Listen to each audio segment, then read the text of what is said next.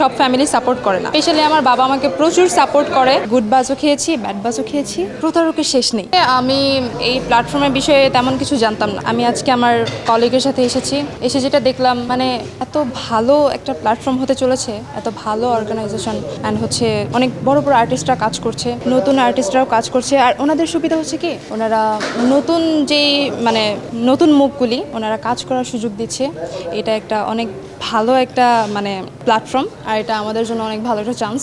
আমি এখানে এখনো কাজ করিনি, তবে ইনশাল্লাহ আমি নেক্সটে কাজ করব। নেক্সট প্রজেক্টে আমাকে আপনারা দেখতে পারবেন। আমি এখন মডেলিং করছি, পাশাপাশি আমি একটা সিরিজ করেছি, এর পাশাপাশি টিভিসি করা হচ্ছে। আর আমি চাচ্ছি বি আর্টিস্ট হব, সামনে অনেক বড় বড় কাজ করব ইনশাল্লাহ। আমার জন্য আপনারা দোয়া করবেন।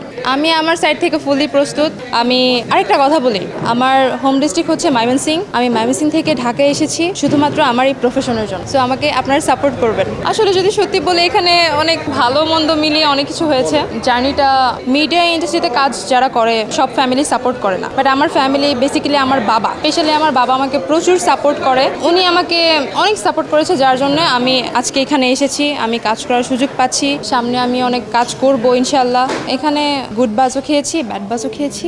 যেমন মিডিয়াতে একটু বুঝে শুনে চলতে হয়, প্রতারকের শেষ নেই, আবার ভালো মানুষেরও শেষ নেই। তো আমাদের অবশ্যই বুঝে শুনে সামনে আগাতে হবে, যেন আমরা প্রতারকের জায়গায় না পড়ি। আমি পড়েছি। এখন বলি কি ধরনের প্রতারণা, আমি যে আমাকে বলেছে যে তোমাকে এই কাজ করানো হবে, তোমাকে এই কাজ দেওয়া হবে, তো তোমার এটার জন্য হচ্ছে এত কস্টিং লাগতে পারে। যদি আমি নিজে আমার নিজের কাজটা আমি নিজের কস্টে দিয়ে করাতে চেয়েছিলাম, সামওয়ান আমার টাকা মেরে দিয়েছে, অনেক টাকা। আমাকে মিথ্যা অনেক কিছু বলে, আমি যেটা জানতাম সেটা আমাকে বলে নাই, সেটা আমাকে দেয় নাই।